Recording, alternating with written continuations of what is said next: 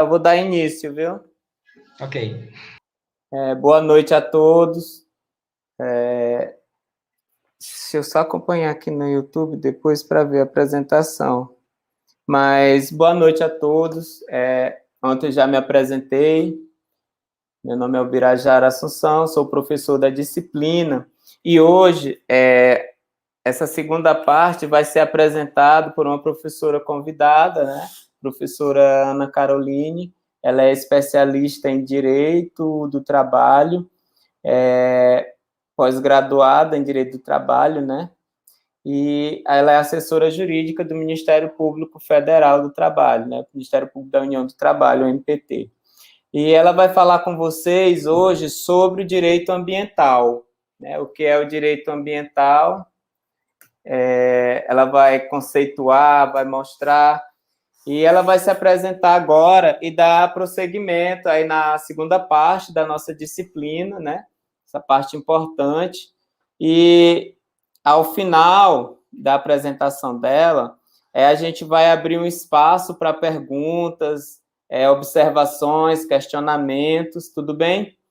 E é isso. Então, ela vai se apresentar agora, a professora Ana Caroline, e vai ficar com vocês aí, e eu vou estar aqui por perto para qualquer dúvida, qualquer coisa, estar auxiliando aqui vocês, tá bom? Bora lá. Boa aula.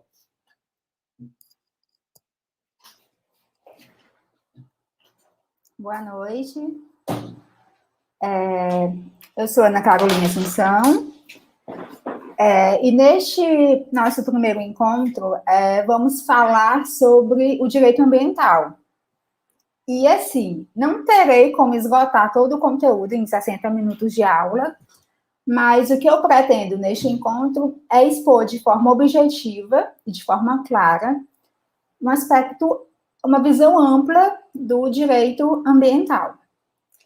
Então, estou à disposição para qualquer dúvidas e para o que vocês precisarem.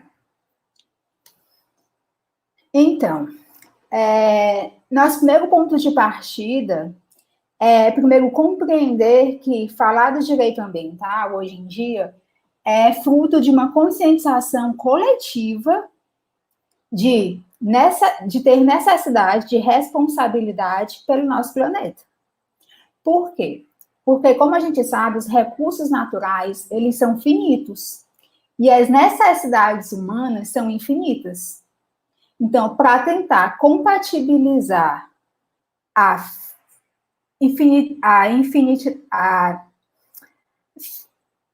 para tentar compatibilizar os recursos naturais que são finitos e as necessidades humanas, e o reflexo nisso na sociedade, a necessidade de uma regulamentação pelo direito.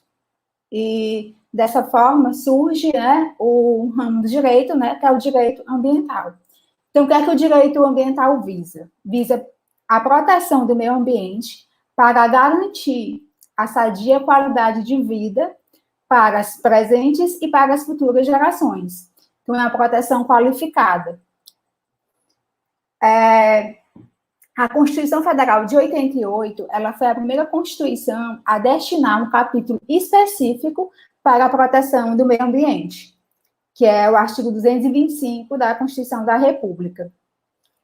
Então, o direito ambiental, ele surge dessa necessidade de conscientização da preservação do meio ambiente, em razão da constatação da impossibilidade de um uso inconsequente dos recursos ambientais. E o que seria o meio ambiente? O que consiste o meio ambiente? A doutrina conceitua como bem de uso comum do povo essencial à sadia qualidade de vida das presentes e futuras gerações. Esse conceito ele é extraído do artigo 225, caput da Constituição. E o que significa? Vamos dissecar todo esse conceito. Dizer que o meio ambiente é um bem significa dizer que ele é um objeto da relação jurídica. Ou seja, ele não é sujeito, mas sim o objeto, porque o sujeito é o ser humano. O uso, ele é um uso comum do povo, só que esse uso, ele é limitado.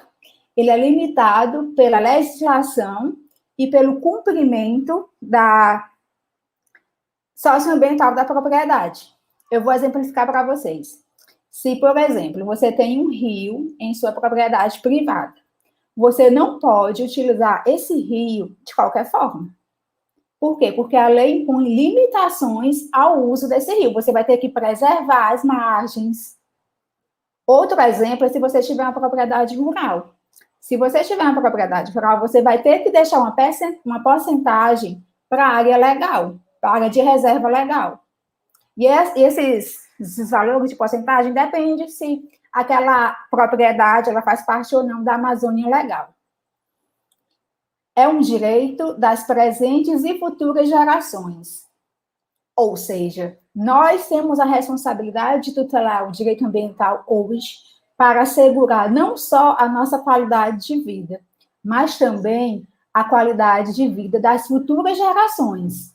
Por isso que nós temos essa responsabilidade de preservar o meio ambiente.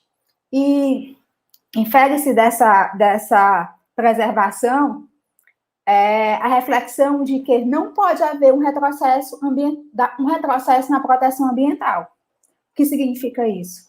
Se, por exemplo, a Constituição Federal garante o meio ambiente como um direito fundamental ao ser humano, não pode, posteriormente, vir, por exemplo, um constituinte e alterar, dizer, olha, o meio ambiente não é mais um direito fundamental ao ser humano. Ou seja, não pode haver um retrocesso quanto à proteção ambiental. E um outro ponto interessante é que inexiste direito adquirido em detrimento da proteção ambiental. Inclusive, esse é o entendimento dos tribunais superiores no nosso país. O que isso quer dizer? Que, por exemplo, não é porque eu tenho uma empresa que está há 20 anos poluindo um rio, jogando todo o lixo que ela produz em um rio, há 20 anos, que ela tem direito a continuar jogando esse lixo dentro do rio. Isso não pode. Por quê? Porque inexiste direito adquirido em detrimento da proteção ambiental. E o conceito de meio ambiente, ele tem tanto previsão constitucional, como eu já mencionei, no artigo 225, como também tem previsão legal, no artigo 3º, inciso 1º, da Lei da Política Nacional do Meio Ambiente. E para esta lei, o que significa, o que se entende como meio ambiente? Conjunto de condições, leis, influências, interações de ordem física, química e biológica que permite, abriga e rege a vida em todas as suas formas. A doutrina, ela expõe que esse conceito é um conceito bastante macro, né? É um conceito abstrato, que o meio ambiente é visto como um bem indisponível, um bem indivisível, mas que ele deve ser complementado com o conceito previsto na Constituição. Então, o conceito de meio ambiente, ele é um conceito que deve englobar tanto aquele conceito inicial da Constituição que eu falei, como um bem de uso comum do povo, essencial à sadia qualidade de vida, em conjugação com esse critério previsto na Lei da Política Nacional do Meio Ambiente. E, como eu disse, né, o direito ambiental, ele vem para o quê? Compatibilizar o direito ao progresso e o direito à preservação do meio ambiente. E daí surge um princípio, né, conhecido por todos nós, que é o princípio do desenvolvimento sustentável, que vem exatamente dessa ideia que eu já comentei, que as necessidades humanas são ilimitadas, ou seja, o ser humano ele sempre quer mais, mas os recursos naturais são infinitos. Então, o que é que esse princípio propõe? Olha lá, vamos garantir o desenvolvimento econômico, sim, mas de forma o quê? Planejada, de forma pensada e de forma sustentada. Por quê? Porque tanto o desenvolvimento quanto o progresso são direitos fundamentais do homem, mas a preservação ambiental também é direito fundamental do homem. Então, esses direitos, eles devem conviver, eles devem ser compatíveis para buscar tanto que de forma que o progresso ele não seja contra, né, contra o desenvolvimento sustentável, contra a preservação do meio ambiente. E a doutrina, ela classifica, para melhor compreensão, ela classifica quatro tipos de meio ambiente, que inicial, o meio ambiente natural, fundamento também da Constituição, artigo 225, e esse ambiente, ele é constituído por recursos naturais, tais como a água. Só um minutinho. Não, calma, pode continuar olhando.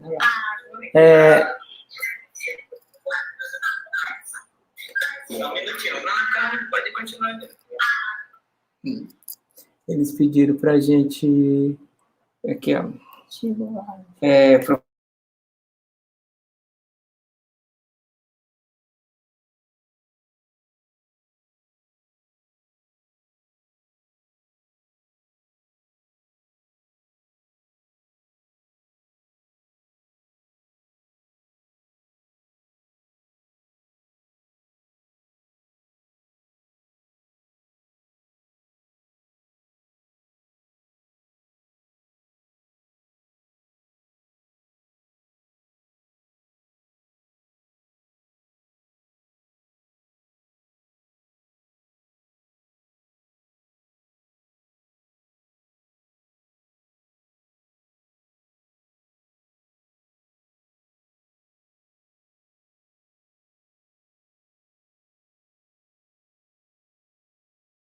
Ela...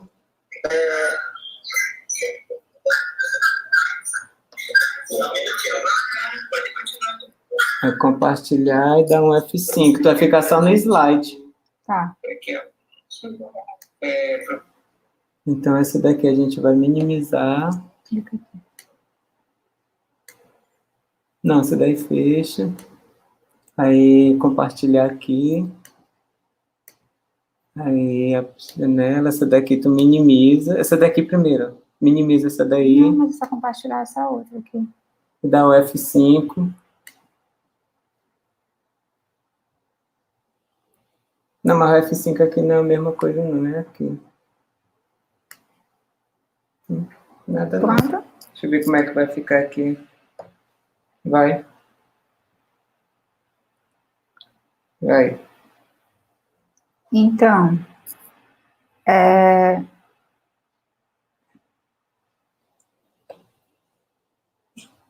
tá conseguindo me ouvir? Aqui não tá saindo mais nada, não. Pronto, agora foi, vai. É aqui, amor, que eu tô te falando, ó. Peraí, só um minutinho, pessoal. Compartilhar e dar um F5, que vai ficar só no slide. Calma. Aqui, ó. Então, essa daqui a gente vai minimizar. Aí aqui essa também. Aqui, amor, essa aqui que é pra compartilhar. Aí, compartilhar aqui. Aí essa aqui a gente vai minimizar. Aí a janela, essa daqui tu minimiza. Essa daqui também, ó. Minimiza essa daí. Vamos só compartilhar essa outra aqui. Dá um F5. Então, vamos continuar. Na classificação do meio ambiente. O meio ambiente natural, como eu tinha começado a falar anteriormente, ele é constituído por recursos naturais, tais como a água, solo, fauna e flora. E esses recursos, eles podem ser recursos bióticos, que é composto pela fauna e pela flora, e recursos abióticos, como, por exemplo, a água e solo. O outro tipo de meio ambiente é o meio ambiente artificial. O seu conceito, ele é extraído do artigo 182 da Constituição Federal, e é aquele meio ambiente constituído pelo espaço urbano construído pelo homem. Ou seja, o meio ambiente artificial, ele é constituído a partir da interação entre o homem e o meio ambiente natural.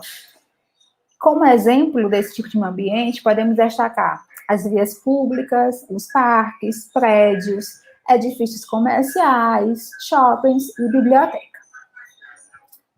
Já o meio ambiente cultural, ele é constituído pelo patrimônio cultural, descrito como os bens materiais e imateriais que identificam um grupo, tais como as formas de viver, criar e fazer, as formas de expressão, as obras artísticas, dentre outras. Esse conceito também é extraído do artigo 216 da Constituição Federal. Exemplos de patrimônio cultural material: obra de arte, centro histórico como de Ouro Preto, de Olinda, Pelourinho. E exemplos de patrimônio cultural e material, temos a caipirinha, o frevo, o samba, o carnaval, a cajuína. E, por último, temos o meio ambiente do trabalho. Também tem fundamento na Constituição Federal, artigo 200, inciso 8º, e ele é constituído pelo complexo, né, de máquina-trabalho, envolvendo o local de trabalho, as condições do ambiente do trabalhador, os equipamentos de proteção, dentre outros. Então, assim, ele é composto pelo quê? Pelos equipamentos de segurança, pelo próprio local de trabalho, pelas relações interpessoais, né, entre empregados, entre empregado e empregador. Vocês perceberam que todos esses conceitos de meio ambiente, né, as classificações, são conceitos, classificações extraídas diretamente da Constituição Federal. E eu fiz referência, né, aos artigos, mas eu não li, não coloquei no slide para não ficar repetitivo, né, ficar lendo artigo. Vocês podem, né, após a aula, acessar a Constituição Federal e ler esses artigos. Então, como eu falei no início, o conceito de direito ambiental, de meio ambiente, né, o conceito legal, ele está previsto no artigo 3º, inciso 1, da Lei de Política Nacional do Meio Ambiente. E essa lei, né, ela é de 81, ou seja, ela é anterior à Constituição Federal de 88. Ela sistematizou o direito ambiental. Por quê? Porque ela prevê objetivos, princípios, metas de ação, conceitos, instrumentos e responsabilidade civil ambiental objetiva. E, além disso, ela criou, por exemplo, o Sistema Nacional de Meio Ambiente, que é integrado por alguns órgãos, dentre estes, o CONAMA, que é o Conselho Nacional do Meio Ambiente. E qual o objetivo geral dessa lei, né? É a preservação, a melhoria e a recuperação da qualidade ambiental propícia à vida, a fim de assegurar condições ao desenvolvimento econômico. Aí aqui, né, a gente vem à tona o princípio do desenvolvimento sustentável, aos interesses da segurança nacional, que na época, né, que ela é de 81, era regime militar, e a proteção da dignidade da vida humana. Ressalto, todavia, que essa lei, como ela é anterior à Constituição Federal de 88, ela foi recepcionada pela Constituição. O que significa dizer isso? Que, embora ela seja anterior à Constituição, ela continua vigente, e ela deve ser lida, né, sob esse novo paradigma que foi imposto pelo Constituinte de 88. Então, assim, quando ele fala de desenvolvimento socioeconômico, a gente liga também a ideia de desenvolvimento sustentável, que, como eu já falei, né, é a compatibilização entre o progresso e o meio ambiente. E, assim, essa lei tem vários artigos, mas o que eu vou trazer para vocês são alguns pontos principais dessa lei. Alguns princípios, algumas metas, alguns instrumentos, porque, como eu falei, não tem como, né, expor todos os artigos, né, desse diploma legislativo. Então, destaquei alguns pontos principais para a gente poder abordar e trabalhar nessa aula. No artigo 2º, essa lei prevê alguns princípios, né, os princípios da Lei Nacional do Meio Ambiente. E dentre esses, vamos destacar o inciso 1º, que fala da ação governamental na manutenção do equilíbrio ecológico, considerando o meio ambiente como um patrimônio público a ser necessariamente assegurado e protegido, tendo em vista o uso coletivo. Então, quando ela diz que o patrimônio público, né, o meio ambiente como um patrimônio público, significa dizer que o meio ambiente, ele é interesse de toda a coletividade, e não de não um bem, né, de uma determinada pessoa jurídica. É interesse da sociedade, dos indivíduos, que esse meio ambiente seja preservado, que ele seja protegido. O segundo é racionalização do uso do solo, do subsolo, da água e do ar. Os recursos naturais, eles são finitos. Então, assim, devemos ter uma utilização sustentável para que não haja esse esgotamento do bem. Então, como os recursos naturais, eles são finitos, o seu uso deve ser o quê? Racionalizado.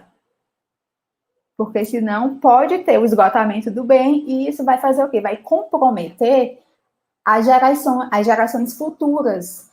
E como a gente viu, o meio ambiente, a gente deve sim garantir, tutelar o meio ambiente para proteger não só as gerações presentes, mas também as futuras gerações. Terceiro princípio que eu destaquei é o que trata do planejamento e fiscalização do uso dos recursos ambientais. Então, toda atividade que utiliza recursos ambientais, ela deve se submeter ao controle do poder público. E como é que o poder público fiscaliza isso? Ele tem alguns instrumentos de fiscalização, como, por exemplo, o estudo prévio de impacto ambiental, o licenciamento ambiental, todos esses, dentre outros instrumentos. Então, são por meio desses instrumentos que o poder público ele vai o quê? Fiscalizar a utilização dos recursos ambientais. Então, quando, por exemplo, uma empresa ela vai construir uma usina, ou quando ela vai construir qualquer uma barragem, ela deve inicialmente fazer um estudo prévio de impacto ambiental, ela deve obter licenças ambientais para poder construir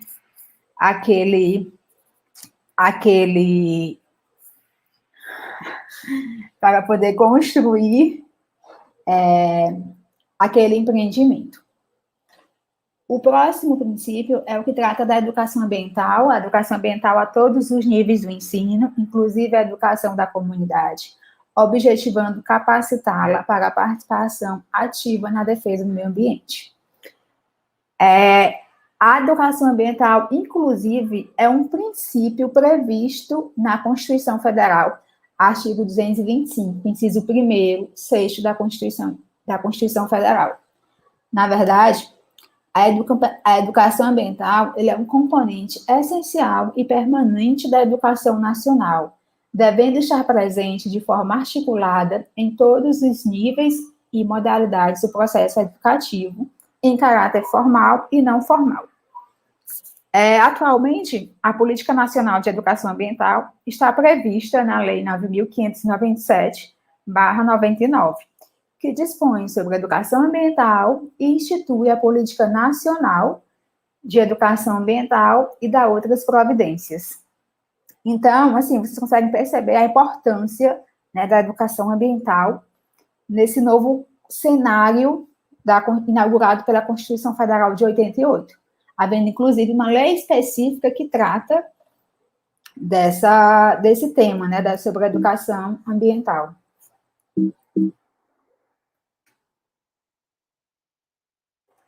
A gente viu os princípios, agora a gente vai mencionar, na verdade, alguns objetivos específicos da Lei de Política Nacional do Meio Ambiente. Estabelecimento de critérios e padrões de qualidade ambiental e de normas relativas ao uso e manejo de recursos ambientais, desenvolvimento de pesquisas e de tecnologias nacionais orientadas para o uso racional de recursos ambientais, preservação e restauração dos recursos ambientais com vistas à sua utilização racional e disponibilidade permanente, concorrendo para a manutenção do equilíbrio ecológico propício à vida, a imposição ao poluidor e ao predador da obrigação de recuperar e indenizar os danos causados, e ao usuário de contribuição pela utilização de recursos ambientais com fins econômicos. Quando a gente lê esses objetivos específicos, fica claro que o objetivo do legislador é o quê? Garantir o desenvolvimento, garantir o progresso econômico, socioeconômico, mas de forma sustentável, de forma que o poder público fiscalize a utilização desses recursos naturais, que são, como eu já comentei, são interesse de toda a coletividade. E, inclusive, a lei impõe, né, obrigações de recuperar e de indenizar em razão dos danos eventualmente causados pelo mau uso dos recursos ambientais. Então, por exemplo, se uma empresa ela tem direito de explorar a barragem, explorar determinado rio para a geração de energia, se ela causar danos ao meio ambiente, e aqui ao meio ambiente não só, por exemplo, a fauna, a flora, mas também aos usuários, as pessoas que moram perto daquela barragem, ela vai ser responsabilizada por aqueles danos. Mais à frente eu vou falar um pouco da responsabilidade civil ambiental. Nesse momento, só destaquei, né, os objetivos específicos previstos na legislação. E como eu disse, esse diploma legislativo, ele também prevê no artigo 9º instrumentos que viabilizam a consecução dos objetivos previstos na Política Nacional do Meio Ambiente. Ou seja, além de prever os objetivos específicos, essa lei, ela prevê, confere instrumentos pelos quais esses objetivos deverão ser alcançados. E eu vou destacar aqui quatro instrumentos, né, que eu considero bastante importantes. O primeiro, que é o estabelecimento de padrões de qualidade ambiental. Isso significa dizer que o poder público, ele fixa padrões ambientais compatíveis com o meio ambiente, ecologicamente equilibrado. Exemplo, controle de poluição do ar, poluição sonora, poluições das águas. Então, há uma fixação, por exemplo, para saber a partir de quantos decibéis está ocorrendo a poluição sonora. Quais são as substâncias químicas que podem poluir as águas. E um dos exemplos, né, previstos que fixam padrões, né, ambientais compatíveis com o meio ambiente é as resoluções do CONAMA. O zoneamento ambiental é o segundo instrumento, é regulamentado pelo decreto 4297 de 2002, que tem como objetivo regulamentar o uso e a ocupação do solo, e ele prevê, né, a divisão das áreas econômicas das áreas de proteção ambiental. O terceiro instrumento é a avaliação de impactos ambientais. E essa avaliação, ela configura qualquer estudo ambiental que vai tratar, que vai não só tratar, né, mas que vai estudar determinada área, determinado meio ambiente, que vai estudar sobre determinado local em que possivelmente vai ter que ser interferido pelo homem. E uma das principais espécies dessa avaliação de impactos ambientais é o estudo prévio de impacto ambiental, que tem previsão na Constituição Federal, o artigo 225, parágrafo 1º, inciso 4º, que assim dispõe: exigir na forma da lei, para instalação de obra ou atividade potencialmente causadora de significativa degradação do meio ambiente, estudo prévio de impacto ambiental, a que se dará publicidade. Esse estudo prévio de impacto ambiental ele está regulamentado pela resolução do CONAMA 01 de 86.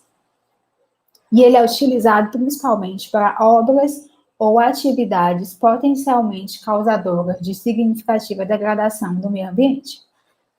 Então, por exemplo, quando vai ser construído um shopping, um aeroporto, antes da construção, tem que ser feito um estudo realizado por uma equipe multidisciplinar, que vai indicar os pontos favoráveis e desfavoráveis de um determinado empreendimento, sugerindo medidas cabíveis à mitigação dos impactos ambientais. De forma a deixar isso mais claro, podemos exemplificar a situação de uma construção de um shopping perto de uma lagoa. Então, antes dessa construção desse shopping, vai ter que ser feito um estudo para saber, por exemplo, quais são as espécies de animais que tem naquela lagoa, quais são as espécies de plantas que tem ali perto daquela lagoa. Se a construção do shopping, né, for muito próxima, por exemplo, como é que vai ser feito quais são as medidas para tentar diminuir os impactos ambientais, né, daquela construção. Então, sim, um dos principais instrumentos, né, da Política Nacional do Meio Ambiente.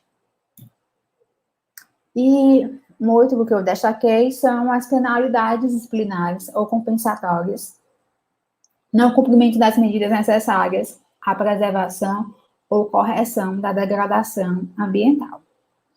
Como eu já mencionei, se o ser humano, ao realizar determinada atividade, se ele causar danos ambientais, ele vai ser punido pelo Estado. E o fundamento dessa punição encontra-se no poder de polícia ambiental. O que é esse poder de polícia? É um dos poderes da administração pública, né, de fiscalizar e de impor, por exemplo, multas em caso de descumprimento da legislação, no caso específico, da legislação ambiental. Configura, pois, um instrumento de repressão às condutas consideradas lesivas ao meio ambiente. E se causar dano, né, deve haver a reparação do dano ambiental. Então, assim, os atos que configuram danos ao meio ambiente sujeitarão ao infrator a 3 espécies de responsabilidade. Nós chamamos de responsabilidade tríplice ambiental, que também está prevista na Constituição Federal. No parágrafo 3º do artigo 225, que assim prescreve: as condutas e atividades consideradas lesivas ao meio ambiente sujeitarão os infratores, pessoas físicas ou pessoas jurídicas, às sanções penais e administrativas, independentemente da obrigação de reparar os danos causados. Vamos compreender, né, o que dispõe esse parágrafo 3º. Inicialmente, vamos verificar quem pode ser sujeito ativo do dano ambiental, ou seja, quem pode produzir aquele dano ambiental. Pessoas físicas quanto pessoas jurídicas. Então, por exemplo, a empresa Vale, ela é uma pessoa jurídica, uma empresa que pode vir a ser responsabilizada em caso de dano ambiental. Da mesma forma, o seu João, por exemplo, se tiver na sua propriedade, fazendo, por exemplo, caça ilegal, ele também, pessoa física, poderá ser responsabilizado pelo dano ambiental. E essas pessoas sujeitas à responsabilização podem ser penalizadas nas 3 esferas do direito: responsabilidade administrativa, responsabilidade civil e responsabilidade criminal. E essas 3 esferas de responsabilização, elas são independentes e podem se originar do mesmo fato.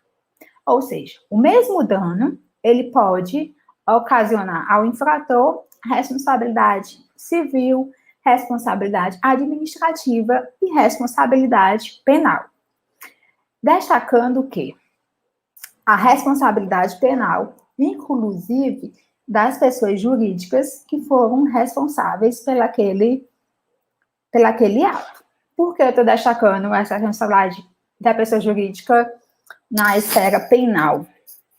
Porque, como a gente sabe, em regra, né, quem comete crime são pessoas físicas. Então, o crime de roubo, crime de homicídio, crime de infanticídio, crime de latrocínio são praticados por quem? Pessoa física. Mas, no âmbito ambiental, é possível, por expressa previsão constitucional, a responsabilidade penal da pessoa jurídica. E, por conta disso, essa responsabilidade penal, ela deve ser uma responsabilidade subjetiva. Ou seja, há exigência do dolo e da culpa, tanto da pessoa física, por exemplo, do gerente da empresa, né, para poder ser configurada a responsabilização da pessoa jurídica. Certo? Então, assim, eu vou tentar exemplificar aqui para facilitar o entendimento. Digamos que uma empresa X, o gerente de uma empresa X determina que o empregado provoca incêndio na parte da floresta amazônica. Certo? Nesses casos, como o gerente mandou produzir o incêndio, ou seja, ele teve a vontade de mandar produzir o incêndio, de provocar o incêndio, ele está agindo com dolo. Então, se ele está agindo com dolo, com vontade de produzir aquele resultado, ele vai ser responsabilizado penalmente por esse crime. Ao contrário, por exemplo, se, digamos, em razão do exercício de uma atividade, houvesse a provocação de um incêndio, não por culpa ou não por vontade do gestor, mas por conta, digamos, de um incêndio que estava próximo, e aí queimou, produziu outro incêndio próximo à empresa. Então, nesses casos, não há dolo, não há vontade do gerente provocar aquele incêndio. Então, nesses casos, não vai haver responsabilidade subjetiva.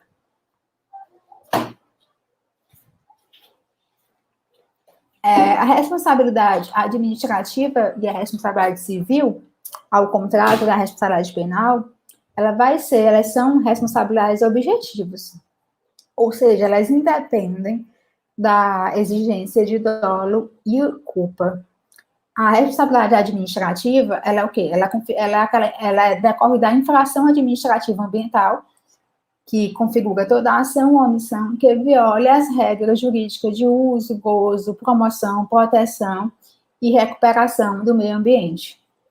E nesse caso, o IBAMA, ele vai ser o órgão competente para lavrar o auto de infração ambiental e instaurar o processo administrativo para a aplicação da penalidade. Um exemplo dessa situação é, por exemplo, caçar em locais proibidos. Aí o IBAMA, ele autua, né?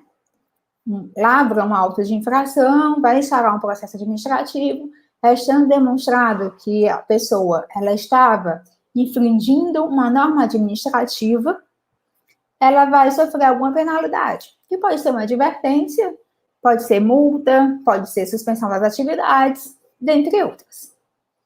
E a responsabilidade civil, que é aquela que obriga a indenizar ou reparar os danos causados ao meio ambiente e a terceiros afetados por sua atividade. E aí, para exemplo, eu trouxe aqui que é indenizar as famílias que moravam próximo à barragem e perderam suas casas. Como eu disse, o mesmo fato ele pode gerar né, ao infrator a responsabilidade administrativa, civil e penal. Eu vou simplificar uma situação para ficar claro para vocês que o mesmo fato pode, né, gerar as 3 responsabilidades. Isso acontece, por exemplo, quando há digamos que uma barragem X, houve o rompimento daquela barragem e morreram centenas de pessoas, trabalhadores, outras pessoas perderam suas casas, perderam seu local de trabalho. Enfim, a gente, infelizmente, né, a gente vê muitos casos desses no nosso país. Digamos que, no curso das investigações, ficou demonstrado que o rompimento da barragem ocasionou porque o determinado gerente, administrador, quis que aquela barragem fosse rompida. Então, ele fez alguma coisa para haver o rompimento da barragem. A gente consegue ver a responsabilidade administrativa, porque, como eu falei, essa responsabilidade, ela é objetiva. Só pelo simples fato, nem simples, né? Só pelo fato de ter havido aquele rompimento, o órgão fiscalizador ele vai verificar quais foram as infrações administrativas e vai autuar, vai lavrar os autos de infração e aquela barragem, a empresa responsável por aquela barragem vai ser punida de forma administrativa. A responsabilidade civil, ela vai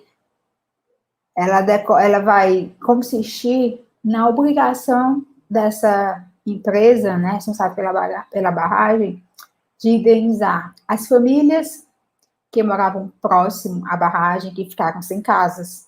Então, assim, indenização por danos morais, indenização pelas perdas. Vai ser obrigada a indenizar as pessoas que perderam seus parentes, que perderam seus entes que trabalhavam naquela barragem. Vai ser responsabilizada por pessoas que utilizavam os locais próximos como meio de vida, como meio de trabalho, e que por conta da barragem, eles vão perder os seus postos de trabalho, por conta do rompimento, né, da barragem, eles vão perder seus postos de trabalho. Ela vai ser responsabilizada civilmente pelos danos causados ao meio ambiente, pela quantidade de animais que desapareceram, foram mortos em razão do rompimento, pela poluição da água, pela poluição dos rios, em razão desse rompimento. Então, assim, a responsabilidade civil, a gente consegue perceber que ela vai ser tanto em razão, né, dos danos causados ao meio ambiente, quanto a terceiros da relação jurídica. E a responsabilidade penal, né, como eu já falei, que é em razão, né, da dolo e culpa do agente em cometer alguns dos crimes previstos na lei ambiental. É importante deixar claro que, para haver responsabilidade penal, o crime praticado deve estar previsto na lei de crimes ambientais. Por quê? Porque o nosso sistema brasileiro, no sistema penal, especificamente o direito penal, ele é regido pelo princípio da legalidade. Então, assim, para haver crime, esse crime, essa conduta, ela deve estar prevista em lei. Matar é crime. Por quê? Porque tem lá o artigo 121 do Código Penal que estabelece que matar é crime. Mas, por exemplo, você roubar, digamos, o seu próprio... Pô, você se machucar. Eu pego aqui a caneta e me machuco o meu braço. Isso não vai ser crime. Por quê? Porque não tem nenhum lugar dizendo que se eu cortar meu braço, eu estou cometendo crime. Então, isso que é o princípio da legalidade. E, enfim, acho que eu tinha para falar, né, era isso. Eu trouxe, como eu falei, uma visão geral do direito ambiental. E o que eu queria que vocês, espero que vocês tenham compreendido, né, que o direito ambiental, ele vem exatamente proteger, né, o meio ambiente para garantir a sadia qualidade de vida para as presentes e futuras gerações, de forma a promover um desenvolvimento sustentável, compatibilizando o direito ao progresso e o direito à preservação do meio ambiente, de forma que que seja possível o ser humano produzir um desenvolvimento socioeconômico, mas preservando o meio ambiente, que é também um direito fundamental do homem.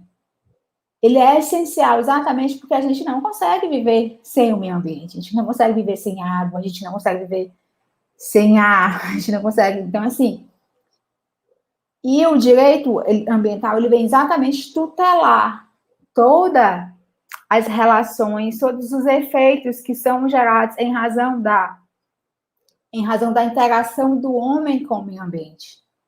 Ele vem o quê? Limitar o uso desse meio ambiente, vem limitar o uso dos recursos naturais. Dizer, olha só, ser humano, você pode sim construir um aeroporto nesse local, mas para a construção desse aeroporto, você deve observar alguns limites, você deve cumprir algumas determinações previstas em lei, você deve verificar quais são as espécies de planta, espécies nativas, quais são as espécies de animais que estão ali, ou que vão sofrer impactos em razão daquela construção. Até mesmo quais são as pessoas que serão atingidas com aquela construção, daquele empreendimento. Então, tudo isso, inclusive esses estudos, essas avaliações, elas são disponibilizadas de forma que toda a coletividade ela possa ter acesso a esses estudos e, inclusive, questionar. Por quê? Porque nós estamos vivendo em um sistema democrático, em que eu, como cidadã, como pertencente a essa coletividade, tenho o direito de ter um meio ambiente sadio, não só para mim, mas para todos e para, inclusive, as futuras gerações. Então, o direito, ele vem para tutelar, para estabelecer os limites, para estabelecer responsabilidades, inclusive responsabilidades reparatórias, que é, às vezes, impondo multas, impondo indenizações, para não só reparar, às vezes, aquele dano, mas também de forma a inibir a realização de mais atos atentórios contra o meio ambiente. Por quê? Porque, por exemplo, quando uma empresa, um empreendimento, ela pratica algum ato, né, algum crime contra o meio ambiente, a indenização ela deve ser um valor que iniba a prática de um novo ato pela empresa. A empresa diga o seguinte: eita, eu paguei, digamos, 3 milhões de indenização em razão daquele ato. Então, não podemos mais praticar aquele crime, aquele ato, aquela infração. Por quê? Porque se a gente praticar novamente, nós vamos ser punidos. Por isso que eu falo que essa responsabilidade também, ela visa prevenir, né, o cometimento de outros atos. E destaco ainda, nem coloquei no slide, mas que o ordenamento jurídico, ele prevê outros instrumentos para a própria sociedade fiscalizar e controlar essa atuação. Nós, como cidadãos, como indivíduo, podemos, por exemplo, fazer denúncias no Ministério Público Estadual. O Ministério Público Estadual abrir uma investigação e fiscalizar e verificar se determinada obra, se determinada empresa está produzindo algum dano ambiental. Nós podemos também propor ação popular para garantir a proteção do meio ambiente. Então, assim, são instrumentos que o ordenamento jurídico brasileiro propõe, que o instrumento jurídico brasileiro coloca à disposição de nós para, juntos, proteger e preservar o meio ambiente. Então, é isso. Se você tiver alguma dúvida, algum questionamento, podem ficar à vontade.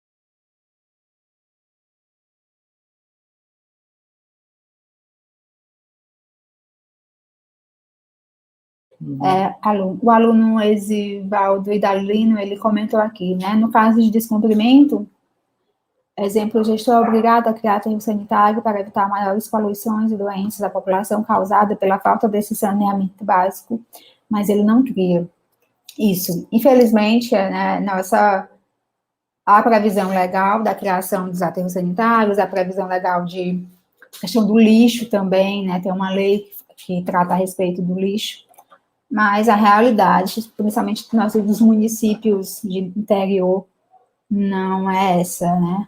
Muitas vezes o gestor, ele fica aquém, né, de não cumpre as determinações previstas em lei. A quem recorrer em caso de descumprimento da lei ambiental pelo gestor público, existe um canal para a denúncia. Sim, você pode fazer a denúncia no Ministério Público Estadual. E no Piauí, algumas cidades têm a sede da promotoria, que você pode se direcionar lá, fazer a denúncia, inclusive pedir sigilo da denúncia, ou seja, você não se informar somente quem está fazendo a denúncia, seus dados, você pode fazer essa denúncia no Ministério Público Estadual, no caso.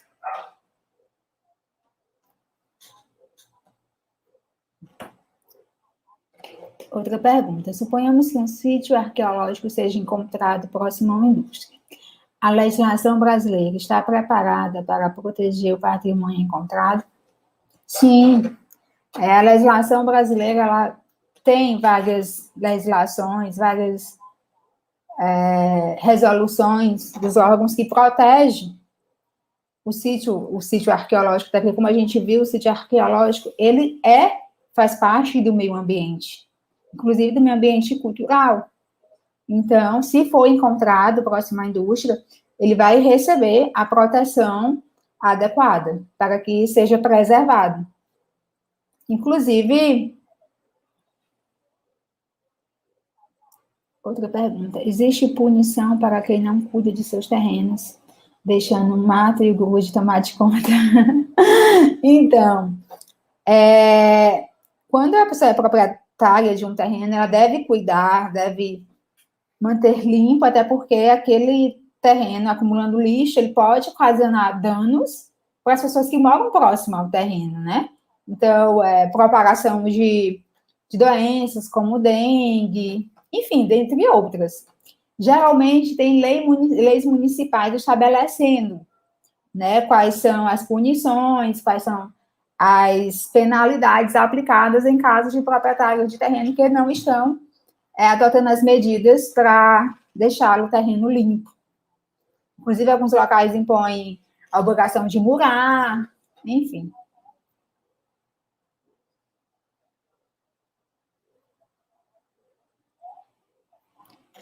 Adriano, sempre ouvimos muito falar em energia limpa, como se, por exemplo, a energia eólica da região Marcolândia de Simões fosse 100% livre de impactos. É exigido por lei o RIMA dessas instalações de parques? Sim. Como eu falei, essas grandes construções, essas grandes obras, elas são precedidas de um estudo prévio de impacto ambiental, em que vão ser analisados todos os pontos favoráveis e desfavoráveis dessa construção, bem como as medidas que podem minimizar os impactos ambientais. Então, após esse estudo, é sim elaborado um relatório, que é o RIMA, que vai estar lá explicando todas as medidas, todos os pontos favoráveis e desfavoráveis.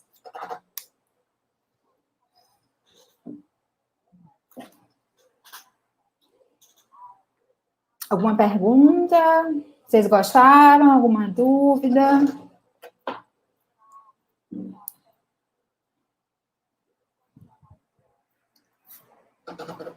Plano diretor. Alguma pessoa quer saber sobre o plano diretor? Eu tenho uma pergunta aqui, que chega depois para a gente. Professora, aí, ó. Fala um pouquinho do plano diretor.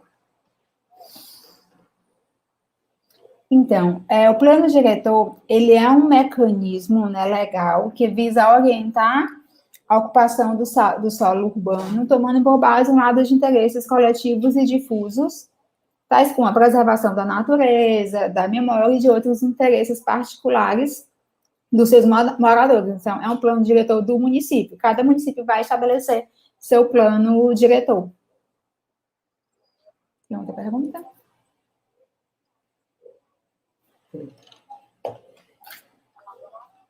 Então, pessoal, boa noite. Só um minutinho. Então, muito obrigada, pessoal. Agradeço a presença de vocês no sábado à noite, estar aqui com a gente. Fico muito feliz com a participação e espero ter contribuído, né, com vocês para uma compreensão macro do direito ambiental. Tá certo? Até mais. Grande abraço.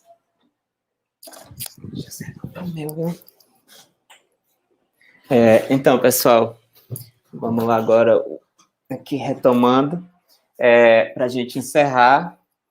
A aula foi muito boa, proveitosa, espero que todos tenham gostado. Com relação, eu estava lendo aqui, né, enquanto a Ana Caroline apresentava, eu vi perguntando sobre quando vai ser disponibilizado as lives, né? Eu acredito que a aula de ontem foi gravada, então eu estou esperando chegar os vídeos para eu poder disponibilizar para os demais tutores, e assim que eu tiver em mão, a gente vai postar na plataforma. Com relação à prova também, né, já está aí as datas, quero que vocês verifiquem aí direitinho, a prova vai ser consultada já, subjetiva, e aí a gente vai fazer uma pesquisa, né, material para vocês estudarem já tem. E é isso, pessoal, educação ambiental é isso. Conhecimento, você ter conhecimento do que é, e além do conhecimento do que é, né, a educação ambiental, o meio ambiente, os direitos e deveres, o que é legal, o que é ilegal dentro do meio ambiente, é importante frisar que a aula de hoje serve para vocês como propagadores. A importância da educação ambiental, de se formar educadores ambientais, e isso a gente viu que não necessariamente o educador ambiental tem que ser um professor para aquela educação formal, mas quando você começa a questionar, exigir do poder público, das autoridades, e é por isso, pessoal, fica aqui uma mensagem de que quando a gente é livre para escolher, voto livre, secreto, entendeu? Você não precisa divulgar, e nem precisa vender. Então, assim, quando você tem essa liberdade, pode conferir por aqui, ó. Quando você tem essa liberdade, você pode cobrar dos seus gestores, cobrar do Ministério Público, da polícia. Então, assim, professor, você falou no YouTube aí no chat que em Teresina tem a polícia ambiental. E nas cidades onde não tem a polícia ambiental? A polícia militar serve para isso. Se você vê alguém cometendo crime ambiental, alguma coisa do tipo, que seja necessária a intervenção da polícia, acione. Se o crime é de um impacto, por exemplo, uma nascente, um rio, uma mata que é preservada e você vê algum crime, denuncie ao Ministério Público. Vai vir uma empresa grande, é ótimo quando uma empresa grande vai para uma cidade, como no caso de Marcolândia, quando eu fui ministrar umas disciplinas em Simões, muito bonito o parque eólico, mas vai causar impacto. Participem das audiências públicas, sejam um agente de transformação da sua sociedade, da sua cidade, do seu bairro, da sua rua, da sua casa, produzam menos lixo. E é isso, pessoal. Educar-se ambientalmente é um processo intrínseco, né? E o papel dessa disciplina não é só fomentar mais um conteúdo para vocês, mas um papel de transformação.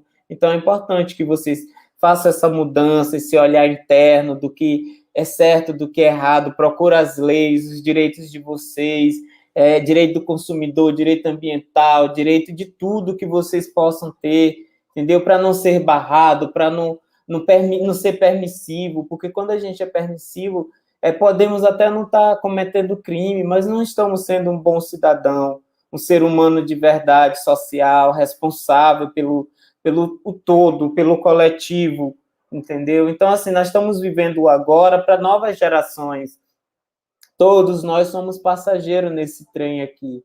Então, assim, essa a importância da educação ambiental, como eu falei para vocês. E é isso, pessoal. Um forte abraço. Mantemos contato aí, qualquer dúvida, qualquer coisa. Estou disponível no grupo com os tutores. Podem mandar para eles me passem e o que eu puder estar ajudando e colaborando. Esse é o meu papel como professor, entendeu? Como ser humano.